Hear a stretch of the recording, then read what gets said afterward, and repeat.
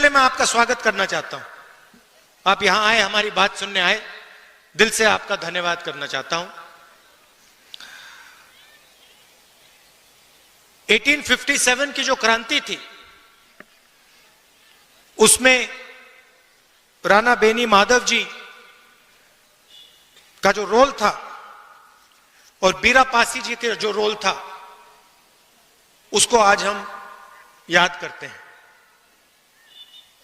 उनकी मूर्ति का उद्घाटन किया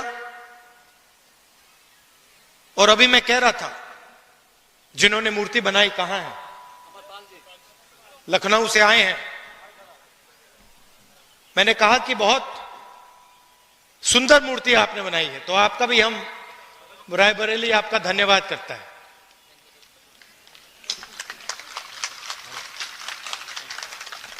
बैठिए बैठिए।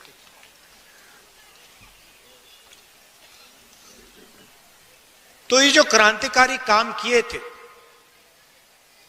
इसका नतीजा हमारा कॉन्स्टिट्यूशन, संविधान है। ये सब लोग जो अंग्रेजों से लड़े, जिन्होंने अपनी जान दी, जेल में गए, संविधान के लिए लड़े, संविधान के लिए लड़े। और अगर हिंदुस्तान में गरीबों की आवाज है, मजदूरों की, किसानों की आवाज है, छोटे व्यापारियों की आवाज है, तो संविधान के कारण वो आवाज है। ये हिंदुस्तान की जनता की आवाज है। गांधी जी, अंबेडकर जी, नेहरू जी ने यह संविधान दिया, जेल गए, अंग्रेजों के खिलाफ लड़े। उससे पहले माधव सिंह जी लड़े, बीरा पासी जी लड़े, मगर सारे के सारे इसके लिए लड़ रहे थे। और आज जो लोग हमारी सरकार में बैठे हैं वही इसका आक्रमण कर रहे हैं। मैंने मीडिया की बात उठाई। राजनीतिक पार्टियों की जिम्मेदारी संविधान को बचाने की होती है, मगर मीडिया की भी जिम्मेदारी संविधान को बचाने की है, संविधान की रक्षा करने की है। मगर ये जो है, ये आजकल संविधान की रक्षा नहीं कर रहे हैं, ये हमारी मदद नहीं कर रहे हैं। इसलिए मैंने शुरुआत में इनके बारे में बोला। आपको ये बातें मालूम होनी चाहिए। आप तो जानते हो, जानते हो ना ये बात कि मीडिया आजकल हिंदुस्तान में क्या कर रहा है? किसका? अदानी का काम। देश बिक रहा है। एयरपोर्ट्स, पोर्ट्स, इंफ्रास्ट्रक्चर, कोल, रेलवे, सारा का सारा बिक रहा है। कांग्रेस पार्टी लड़ रही है, मैं लोकसभा में लड़ रहा हूं, सड़कों पे लड़ रहा हूं, कांग्रेस पार्टी लड़ रही है, मगर मीडिया वाले हमारी मदद नहीं कर रहे हैं। कोई प्रॉब्लम नहीं है, हम लड़के जीत के दिखाएंगे आपको। देखिए, दो तीन चीजें आपसे मैं कहना चाहता हूं, दो तीन चीजें मैं आपसे कहना चाहता हूं। कन्याकुमारी से कश्मीर तक कांग्रेस का पार्टी के लाखों लोग चले। यात्रा में हमने एक नारा दिया, नफरत के बाजार में मोहब्बत की दुकान खोलनी है। बटा हुआ देश, हिंसा में, नफरत में डूबा हुआ देश कभी प्रगति नहीं कर सकता है। किसी परिवार में लड़ाई हो जाती है, दो भाइयों के बीच में लड़ाई हो जाती है, परिवार नष्ट हो जाता है। आप सोचिए, अगर देश के बीच में लड़ाई हो जाए तो कैसे प्रगति हो सकती है?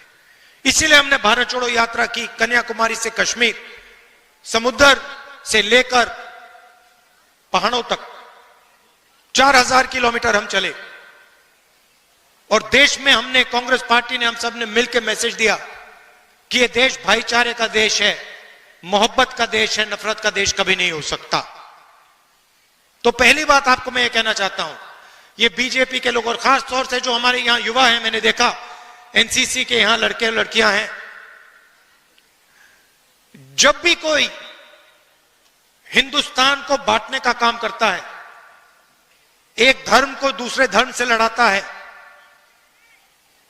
एक भाषा को दूसरी भाषा से लड़ाता है, एक जात को दूसरी जात से लड़ाता है, आपको रोकना पड़ेगा। आप इस बात को एक्सेप्ट नहीं कीजिए कि इस देश में नफरत होगी। यह मोहब्बत का देश रहा है और यह मोहब्बत का देश रहेगा।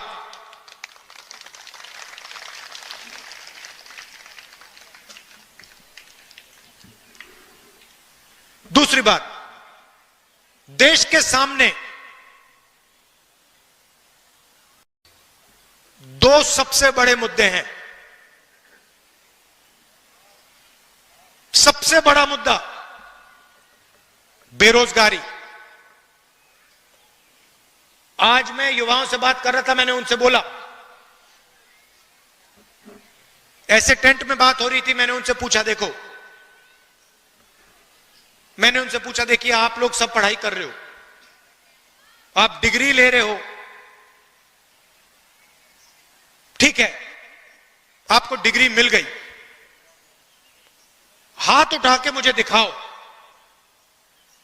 आप में से कितने लोग सोचते हो कि आपको डिग्री के बाद रोजगार मिलेगा?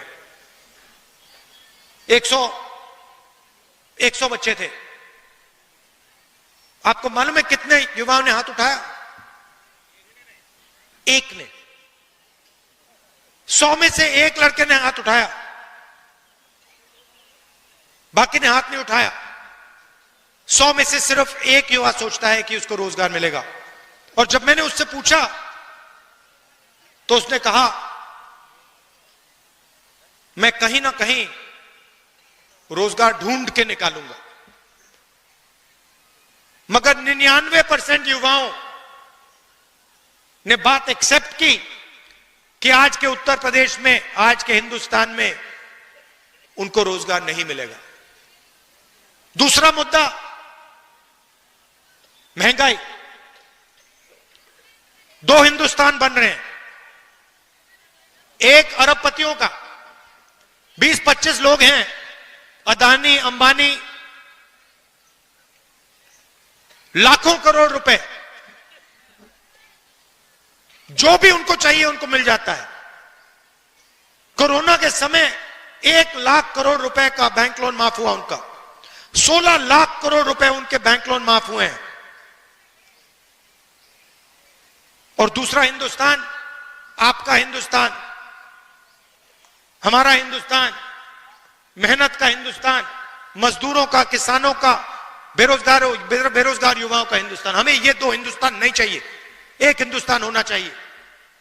अगर वो सपना देख सकते हैं तो आपको भी सपना देखना चाहिए। ये नहीं कि अंबानी का बेटा, अदानी का बेटा जो भी सपना देखना चाहता है देखता है, और किसान का बेटा प्राइवेट यूनिवर्सिटी में मेहनत करने के बाद, लाखों रुपए देने के बाद रोजगार नहीं पा सकता। ऐसा हिंदुस्तान हमें नहीं चाहिए। यहां हम कैसे पहुंचे? नरेंद्र मोदी जी ने नोटबंदी करके, गलत जीएसटी लागू करके छोटे व्यापारियों को, स्मॉल मीडियम बिजनेस वालों को खत्म कर दिया है। यह पॉलिसी सिर्फ नरेंद्र मोदी जी की नहीं थी, यह पार्टनरशिप है। नरेंद्र मोदी जी ने और अदानी, अंबानी जैसे लोगों ने ये पॉलिसियां छोटे व्यापारियों को, किसानों को, मजदूरों को खत्म करने के लिए बनाई हैं। और नतीजा आपको दिख रहा है। उत्तर प्रदेश के युवाओं को रोजगार नहीं मिल सकता। अगर आपको रोजगार चाहिए, उत्तर प्रदेश में छोड़ दीजिए, हां, तेलंगाना में, कर्नाटक में मिल सकता है, वहां जाके आप मजदूरी कर सकते हैं, मगर उत्तर प्रदेश में आपकी सरकार आपको रोजगार नहीं दे सकती है। और यह सच्चाई है, इस बात को एक्सेप्ट करना ही पड़ेगा। तो यह लड़ाई है। एक तरफ कहते हैं 400 पार, 400 पार के बाद हम संविधान बदल देंगे। हमने कहा हम देखेंगे कैसे संविधान बदलोगे तुम लोग। चुनाव के बाद मोदी जी ने संविधान यहां लगा दिया था।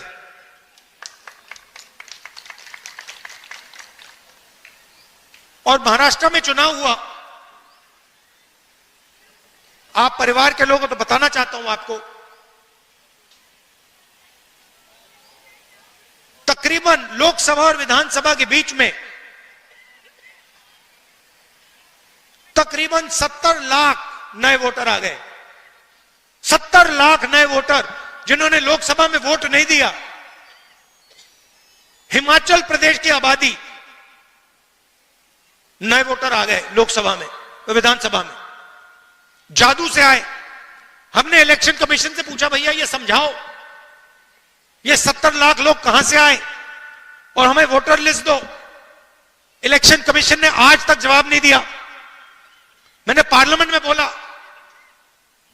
पब्लिक मीटिंग में बोल रहा हूं कि हमें आंकड़े चाहिए। ये 70 लाख नए वोटर जो आए हैं, जिन्होंने लोकसभा में वोट नहीं दिया, विधानसभा में जादू से वोट मिल गया,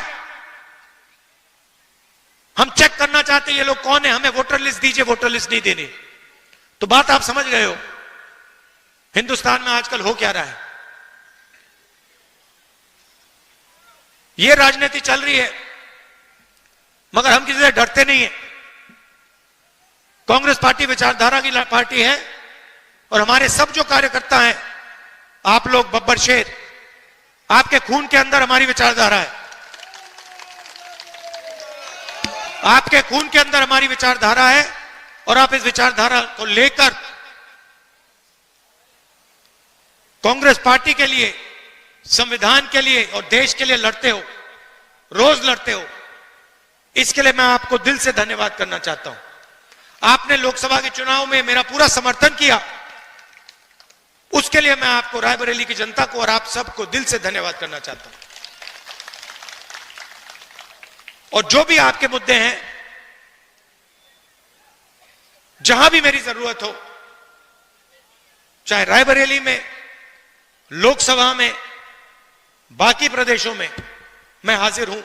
जो भी आप मुझसे काम करवाना चाहते हो, आप बताओ, मैं करने को तैयार हूं।